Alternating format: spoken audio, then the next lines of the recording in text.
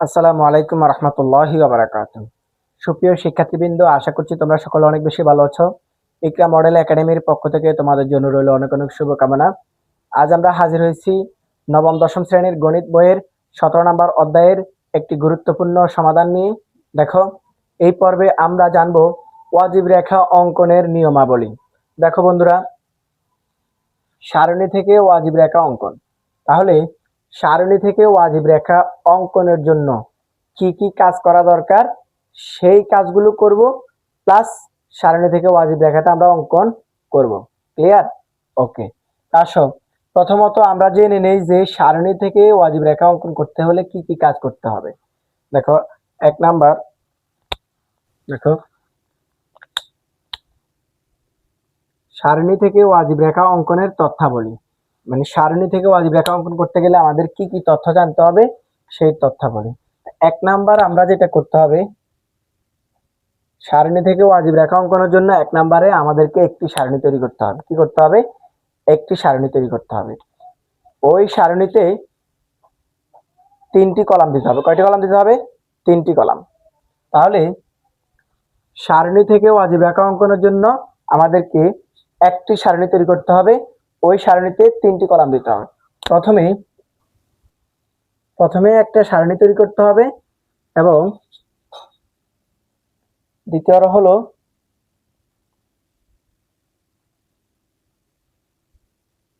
ওই সারণীতে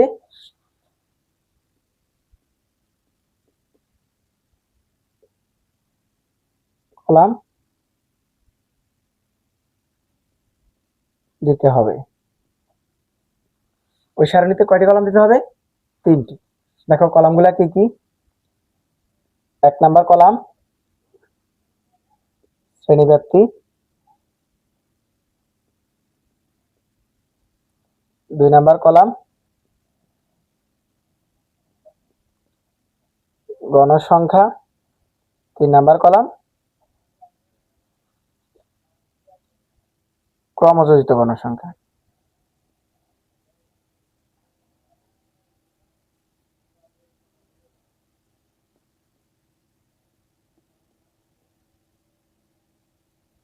আচ্ছা, দেখো সারণী থেকে ওয়াজিব রেখা অঙ্কনের তথ্যাবলী।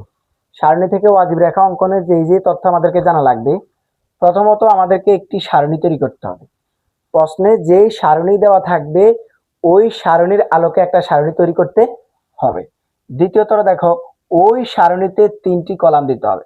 আমরা যে সারণীটা অঙ্কন করব সেই সারণীতে কলাম কয়টা দেব? 3টা। কি কি কলামগুলা? 1 নাম্বার কলাম শ্রেণীব্যাপ্তি, 2 নাম্বার কলাম গণসংখ্যা, 3 নাম্বার কলাম ক্রমযোজিত গণসংখ্যা। 3 নাম্বার কলাম কি? ক্রমযোজিত গণসংখ্যা। ক্লিয়ার? ওকে। এই তথ্যাবলী জানার পরে আমরা ওয়াজিব রেখা অঙ্কন অচিরেই করতে পারবো। আর বাকি কাজগুলো আমরা প্র্যাকটিক্যালের মাধ্যমে এখন দেখা দিচ্ছি। চলো আমরা ওয়াজিব রেখা অঙ্কনে চলে যাই। দেখো প্রিয় শিক্ষার্থীবৃন্দ, আমরা এখন এই প্রশ্নটার সমাধান করব। বলা হলো, দশম শ্রেণীর 50 জন শিক্ষার্থীর গণিত বিষয়ের প্রাপ্ত নম্বরের গণসংখ্যা নিবেশন সারণী দেওয়া হলো। প্রদত্ত সারণী থেকে ওয়াজিব রেখা অঙ্কন করো। এখন আমরা ওয়াজিব রেখা অঙ্কন করব।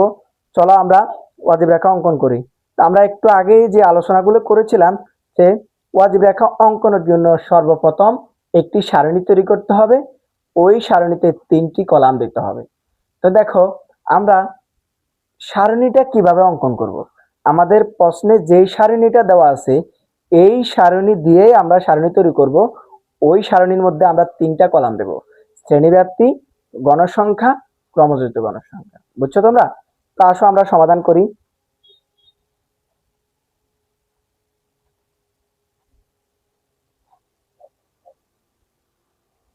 দেখো, ওয়াজিব রেখা অঙ্কনের জন্য সারণী তৈরি করা হলো। এখন আমরা ওয়াজিব রেখা অঙ্কনের জন্য সারণী তৈরি করব। হেডলাইনটা দিলাম। দেখো, আমরা সারণী তৈরি করি। ওয়াজিব রেখা অঙ্কনের সারণীর মধ্যে আমরা বলেছিলাম 3টা কলাম হবে। আমরা সেই 3টা কলাম দিয়ে সারণীটা করি। তো কার থেকে সারণী তৈরি করব? প্রশ্নে যে সারণী দেওয়া আছে সেই সারণী থেকে। তাহলে আমরা কয়টা সারি করব?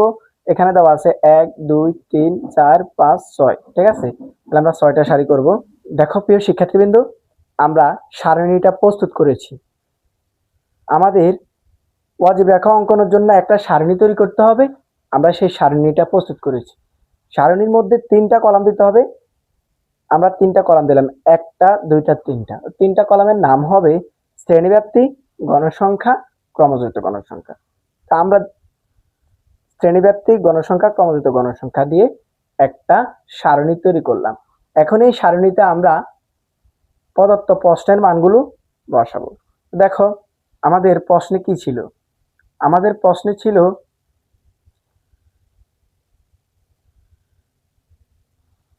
এই যে 31 থেকে 40, 41 থেকে 50, 51 থেকে 60, 61 থেকে 70, 71 থেকে 80। এই শ্রেণীব্যাপ্তিগুলো আমরা এখানে শ্রেণীব্যাপ্তি হারে বসাবো। ক্লিয়ার? ওকে, তো দেখো বসাও। কত? 31 থেকে 40, 41 থেকে 50, 51 থেকে 60, 61 থেকে 70, 71 থেকে 80। ক্লিয়ার? ওকে, এবার আসো শ্রেণীব্যাপ্তিও আমাদের প্রশ্ন দেওয়া ছিল, গণসংখ্যা প্রশ্ন দেওয়া আছে। দেখো গণসংখ্যা কত দেওয়া আছে আমাদের? গণসংখ্যা দেওয়া আছে আমাদের 5, 8, 15, 8, 14। ঠিক আছে, তা আমরা গণসংখ্যাগুলো বসাই দেই। 5, 8, 15, এরপর হলো 8, 14। ঠিক আছে, আমরা গণসংখ্যাগুলো বসাই দিলাম। এরপর আসো এবার আমাদের ক্রমযুক্ত গণসংখ্যা কিভাবে আমরা নির্ণয় করব। প্রিয় বন্ধুরা, আমরা যখন মধ্যক নির্ণয় করেছিলাম তখন আমাদের এই সারণীটা প্রয়োজন ছিল, ক্রমযুক্ত গণসংখ্যার সারণী। এখন দেখো আমরা ক্রমযুক্ত গণসংখ্যাটা কিভাবে নির্ণয় করি। আমাদের এই ঘরে গণসংখ্যা হবে 5। কেন? কারণ এর উপরে কোনো সংখ্যা নাই, তার কারণে এখানে যা ছিল তা এখানে বসে যাবে। ঠিক আছে, এরপরের গণসংখ্যাগুলো আমরা কিভাবে বের করি, যে এই সংখ্যাটার সাথে এই সংখ্যাটাকে কি করি, যোগ করি। এই সংখ্যাটার সাথে যদি এই সংখ্যাটা আমরা যোগ করি তাহলে আমাদের ফলাফলটা কত হয়? 13। ঠিক আছে, এরপরের গণসংখ্যাটা আমাদের হবে এটার সাথে এটা যোগ। তাহলে আমরা যদি 13 আর 15 যোগ করি তাহলে আমাদের কত হয়? আলটিমেট 27। কত হয়? 28। তাহলে 28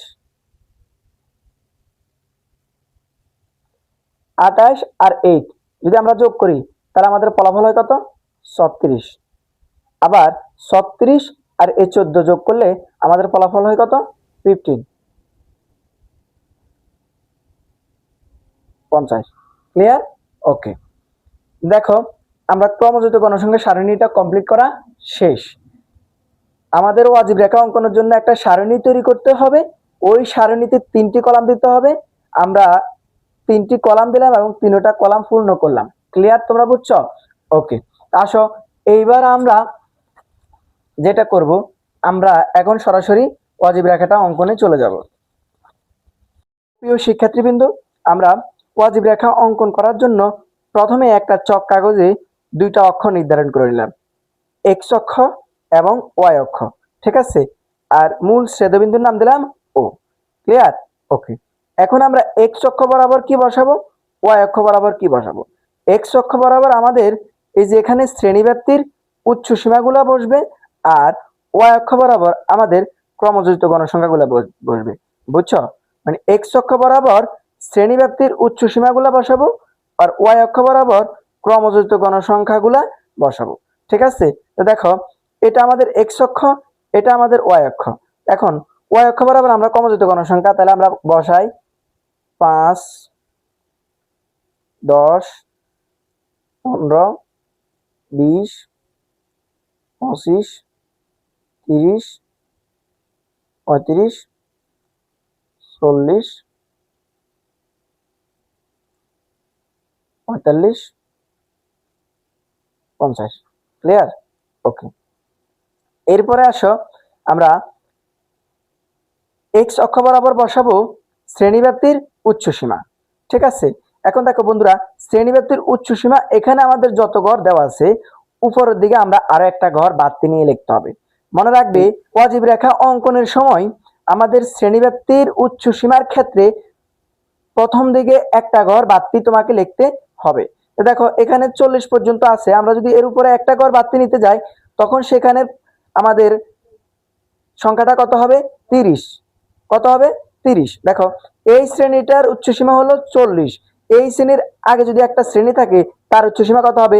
30। কেন? দেখো প্রত্যেকটার ব্যবধান কত করে? 10 করে, তাহলে তার উচ্চসীমা কত হবে?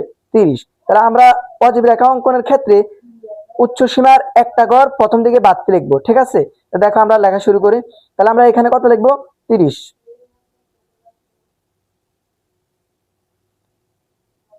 40, 50, 60, 70, 80। ক্লিয়ার? ওকে। দেখো আমরা শ্রেণীব্যাপ্তির উচ্চসীমাগুলা লিখে দিলাম। এখন দেখো আমরা এক্স অক্ষ বরাবর শ্রেণীব্যাপ্তির উচ্চসীমা লিখলাম, ওয়াই অক্ষ বরাবর ক্রমযোজিত গণসংখ্যা লিখলাম, ঠিক আছে? এবার আসো আমরা মূল কাজটা করে ফেলি। দেখো এই যে আমরা 30-এর ঘরে আমাদের কোনো গণসংখ্যা কিন্তু নাই। কেন নাই? কারণ 30 আমাদের প্রশ্নে ছিল না, আমরা একটা অতিরিক্ত ঘর নেওয়া লাগবে সেই জন্য নিলাম, ঠিক আছে? এখন 30-এর ঘরে আমাদের মূল বিন্দুটা তাহলে কত হবে? 0। ক্লিয়ার? ওকে। এবার দেখো এই যে আমাদের প্রশ্নে 40-এর ঘরে আমাদের ক্রমযোজিত গণসংখ্যা কত? 5। তাহলে আমরা উপর দিকে 5টা ঘর আগাই। দেখো এই 40-এর ঘরে আমাদের গণসংখ্যা হলো 5, তাহলে আমরা এখানে 5 জায়গায় আমরা একটা বৃত্ত দিলাম। এরপর আসো 50। দেখো 50-এর ঘরে আমাদের ক্রমযোজিত গণসংখ্যা কত? 13। তাহলে আমরা উপরের দিকে 13 ঘর যাব। দেখো এই 50-এর ঘরে 13, তাহলে এখানে 5, এখানে 10, 11, 12, 13। দেখো এই হলো আমাদের 13, ঠিক আছে? ওকে। এবার আসো আমরা এরপরে আমাদের 60-এর ঘরে আমাদের ক্রমযোজিত গণসংখ্যা কত আছে? দেখো 28। তাহলে আমরা 28টা ঘর নিয়ে যাই। দেখো এই 60, তাহলে আমাদের এখানে 5, এখানে 10, এখানে 15, এখানে 20, এখানে 25, এখানে আমাদের 30। তাহলে 30 থেকে 2 ঘর নিচে নামলে আমরা 28 পাবো। তাহলে এখানে আমাদের কত? 28। ক্লিয়ার? ওকে। এরপরে আসো 70-এর ঘরে আমাদের কত আছে? দেখো এই যে 70-এর ঘরে আমাদের ক্রমযোজিত গণসংখ্যা কত? 36। তাহলে আমরা বসাবো 36। দেখো এই যে আমাদের এখানে হলো 5, 10, 15, 20, 25, 30, এই হলো 35। তাহলে উপরে একটা করে দিলে 36। ক্লিয়ার? ওকে। এবার আসো এরপরে আমাদের 80-র ঘরে আমাদের গণসংখ্যা হলো ক্রমযোজিত গণসংখ্যা কত? 50। তাহলে আমরা 80-র ঘরে আমরা কতবার যাব? 50-এ, ঠিক আছে? ওকে। দেখো আমরা আমাদের এখানে হলো আমাদের 80, এখান থেকে আমরা দেখো এবারে 5, 10, 15, 20, 25, 30, 35, 40, 45, এ হলো 50, ঠিক আছে? তাহলে আমাদের মূল বিন্দুটা কোথায় হবে? এখানে, ঠিক আছে? এবার এটাকে আমরা সবগুলা বিন্দুর সংযোগ করে দেব। দেখো তাহলে আমরা যদি সবগুলা বিন্দু সংযোগ করে দেই,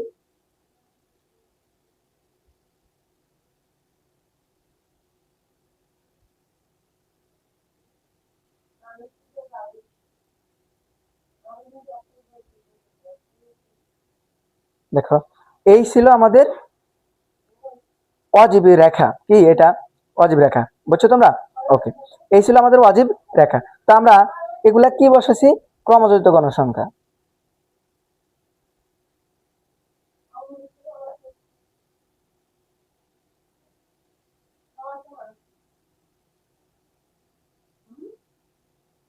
ঠিক আছে? এগুলো আমাদের ক্রমযোজিত গণসংখ্যা, আর এগুলো হলো আমাদের শ্রেণীব্যাপ্তির উচ্চ সীমা। এগুলা কি? আমাদের শ্রেণীব্যাপ্তির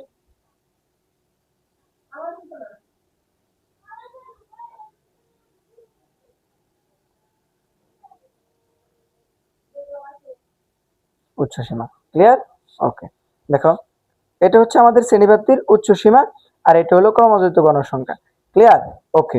দেখো এবার আমরা আমাদের ক্রমযোজিত গণসংখ্যা এবং অবিচ্ছিন্ন শ্রেণীবৃত্তির উচ্চসীমা বসিয়ে আমরা অজীব রেখাটা নির্ণয় করলাম। ক্লিয়ার? ওকে। এখন আমরা এই চিত্রটা কিভাবে অঙ্কন করলাম সেই বর্ণনাটা একটু দেব। দেখো আমরা প্রথমত ছক কাগজে এক্স অক্ষ এবং ওয়াই অক্ষ নির্ধারণ করলাম। এরপরে এক্স অক্ষ বরাবর শ্রেণীব্যাপ্তির উচ্চ সীমা নিলাম এবং ওয়াই অক্ষ বরাবর ক্রমযোজিত গণসংখ্যা নিলাম, নিয়ে আমরা এই ওয়াজিব রেখাটি অঙ্কন করেছি। সেই কথাটা আমরা এখানে অঙ্কন করে বলতে হবে। ক্লিয়ার? ওকে, তো দেখো দেখো বন্ধুরা, আমরা এখানে চক কাগজে এক্স অক্ষ এবং ওয়াই অক্ষ নির্ধারণ করলাম। এরপরে এক্স অক্ষ বরাবর শ্রেণীব্যাপ্তির উচ্চ সীমাগুলা বসাইলাম এবং ওয়াই অক্ষ বরাবর ক্রমযোজিত গণসংখ্যাগুলা বসাইলাম। বসিয়ে আমরা কি করেছি, আমাদের কাঙ্ক্ষিত ওয়াজিব রেখাটা আমরা অঙ্কন করেছি। ক্লিয়ার? ওকে, কাঙ্ক্ষিত ওয়াজিব রেখাটা আমরা কি করেছি, অঙ্কন করেছি। এই ক্ষেত্রে দেখো আমরা কি কাজ করেছি, এই যে এখানে এক্স অক্ষ বরাবর এই যে এখানে একটা দাগ থেকে আরেকটা দাগের মধ্যে দেখো, এই একটা দাগ থেকে এই দাগটা পর্যন্ত আমাদের ক্ষুদ্রতম ঘর আছে কয়টা, ছোট ছোট ঘর আছে 5টা। তাহলে এক্স অক্ষ বরাবর ক্ষুদ্রতম প্রতি ঘরকে আমরা কত করে ধরলাম, দেখো এখান থেকে এখানে ব্যবধান কত, 10। তার মানে এখান থেকে এখানে ছোট ঘর আছে কয়টা, 5টা। 5টা ঘরকে আমরা ব্যবধান করলাম কত, 10। তার মানে প্রতি ঘরের মান কত পড়লো, 2। ঠিক আছে? তাহলে এক্স অক্ষ বরাবর ক্ষুদ্রতম প্রতি ঘরের মান কত, 2। ওয়াই অক্ষ বরাবর দেখো, এই যে এখান থেকে এখানে ব্যবধান হলো কত, 5।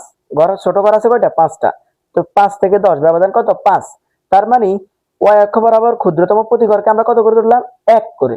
যদি 1 করে ধরে তাহলে এখানে 5 থেকে 10 ঘর 5টার মধ্যে ব্যবধান কত পড়লো, 1। 1 করে ব্যবধান করে 5।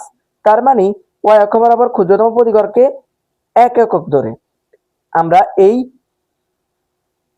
ওয়াজিব রেখাটা অঙ্কন করেছি।